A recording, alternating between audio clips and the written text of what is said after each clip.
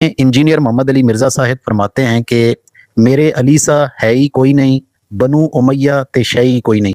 वो बहुत अच्छे नौजवान मुबल्लिग हैं और इखलास के साथ दीन की खिदमत कर रहे हैं। मैंने पहले भी अर्ज़ किया था कि मैं उनसे बहुत मोहब्बत करता हूँ, लेकिन ज़रूरी नहीं है कि आप उनके लबो लहजे और अंदाज़ की भी तायीद करें, क्योंकि हमारे परवरदिगार ने जहाँ दावत की हिकमत अमली बयान फरमाई है और वो ख़ुद कुरान में बयान फरमाई है, उसको देखिए उसमें क्या हिदायत दी गई हैं। इरशाद फरमाया है उदू इला सबील रब्बिका बिल हिकमत, कि अपने परवरदिगार के रास्ते की तरफ दावत दो हिकमत के साथ।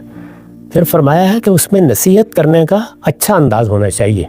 दीन की दावत में खैर खाही का लबो लहजा अल्लाह के पैगंबर ने पसंद फरमाया है, इसी को हमेशा पेश नज़र रखना चाहिए।